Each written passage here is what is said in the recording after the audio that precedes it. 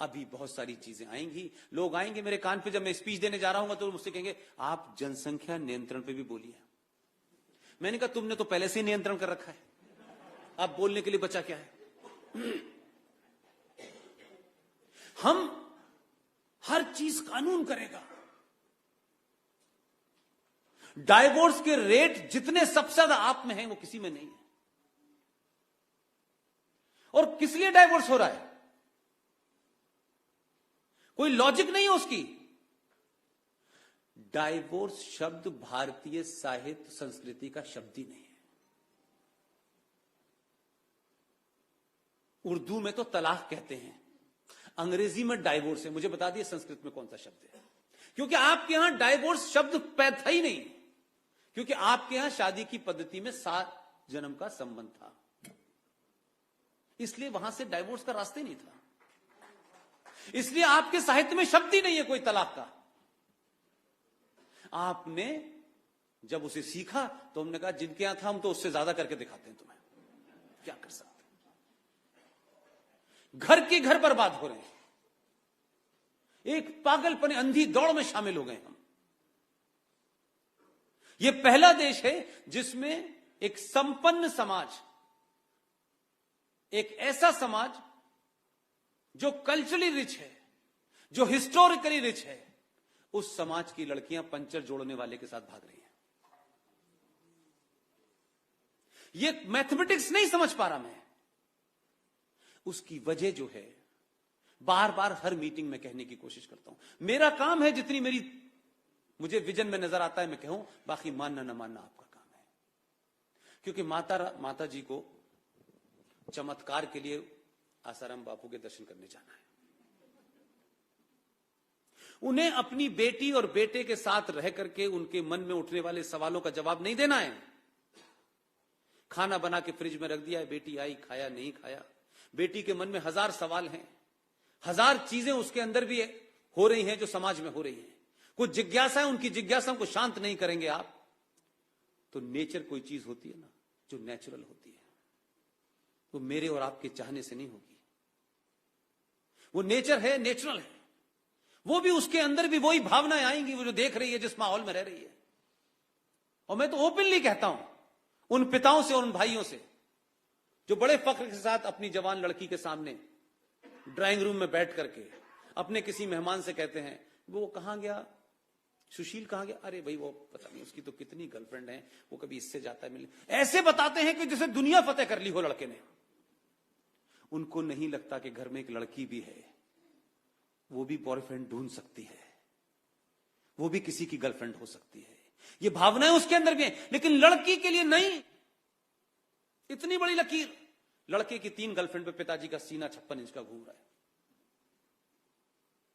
छोटी छोटी बातें हमने अपने घर में नहीं की हैं जो समस्या अब राष्ट्रीय बन गई है। लव जिहाद, लव जिहाद, लव जिहाद कहां हो रहा है। आदमी किसी बेहतर आदमी से शादी करने की सोचे, किसी अच्छे प्रोस्पेक्ट से सोचे, समझ में आता है।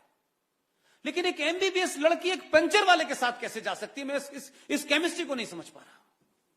क्योंकि उसको बात करने वाला कोई है ही नहीं घर में। पिताजी को हीरो के व्यापार से फुर्सत नहीं मिल रही, घर सुविधा संपन्न है।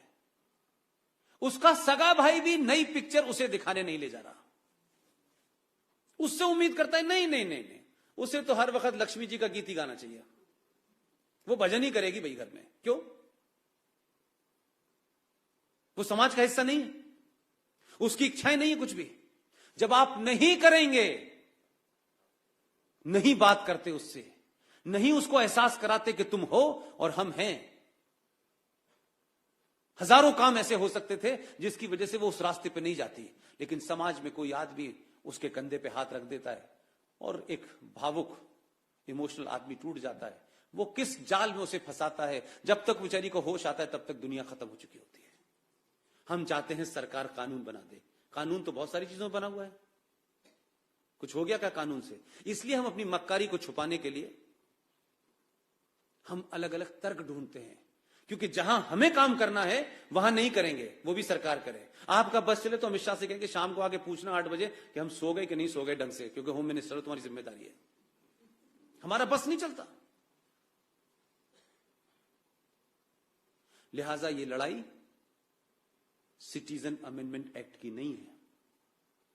ये लड़ाई इस बात की है कि 70 साल में जिस व्यवस्था को इस देश में मुसलमानों ने मजबूत किया था, कानूनों के माध्यम से, संविधान के माध्यम से, संसद के माध्यम से, ये उनको अंदाजा नहीं था।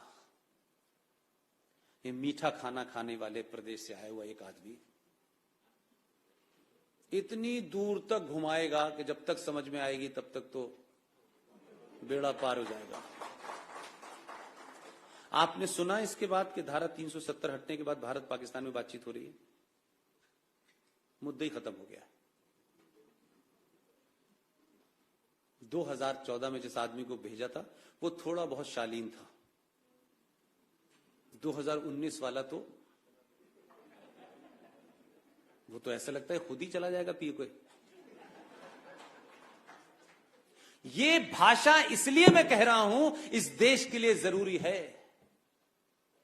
1000 साल के डर से आप इतने डरे हुए हैं कि अभी अमित शाह जैसे सोच के और लैंग्वेज वाले लोगों को 500 साल तक राज करना चाहिए, तब आप चलेगा। ये अमित शाह किसी व्यक्ति का नाम नहीं है, ये नरेंद्र मोदी किसी व्यक्ति का नाम नहीं है, किसी पार्टी का नाम नहीं है। ये पिछले 1000 साल की आपकी कुंठाओं, आपकी ग्लानी, आपके कॉम्प्लेक्स को निकालने वाली एक खुटी है जिसपे हर आदमी अपने कपड़े टांग रहा है आजकल जाके। उस सोच का नाम है। अमित शाह आएंगे, उसके बाद कोई और आएगा, फिर कोई और आएगा। लेकिन यह समाज की जिम्मेदारी है कि अगला होम मिनिस्टर इससे भी ज्यादा खतरनाक हो। और किसी के निजी स्वार्थ की बात नहीं कर रहा हूं। जिस पार्टी में भी आए, अगर कोई पार्टी आ जाए, आप इतने बड़े वोट बैंक बनिए, हमसे बार्गेन करोगे तो इतने आपको, आप तो बिजनेस कम्युनिटी के लोग हैं, 24 कैरेट का सौदा करते हैं आप, तो नुकसान तो होते नहीं आपको। आप ये सौदा करें कि अगर इस देश में वोट बैंक बनकर के राष्ट्र को बचाया जा सकता है तो आपसे बड़ा वोट बैंक किसके पास है? कीमत हमारी ज्यादा लगेगी ना मार्केट में, कि 22% वालों की लगेगी। लेकिन आप अपने अंदर की कमियों और उन कुंठाओं से बाहर निकलना नहीं चाहते।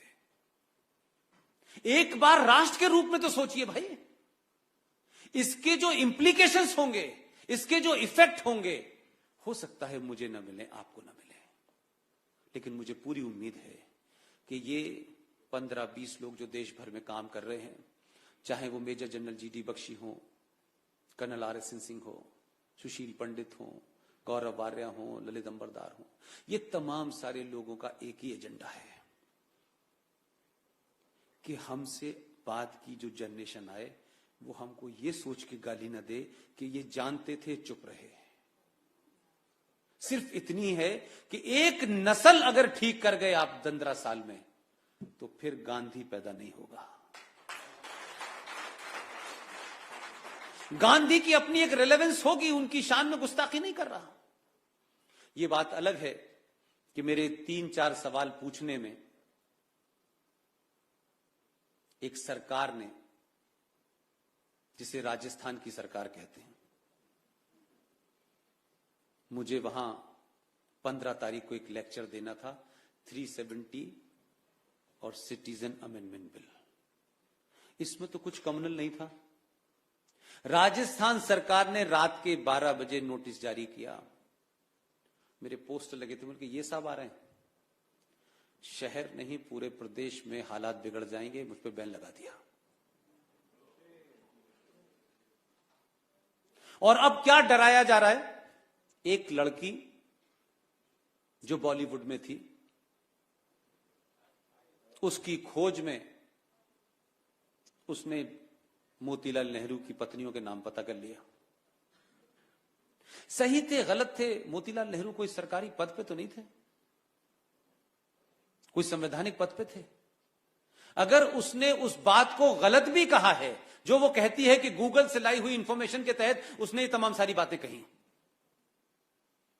वो बात उसने काफी दिन पहले कही। वो लड़की रहती बॉम्बे में थी, बॉम्बे में नोटिस भेजा, नोटिस का उसने जवाब नहीं दिया। अहमदाबाद के अंदर वो किसी फिल्म की शूटिंग में बिजी थी।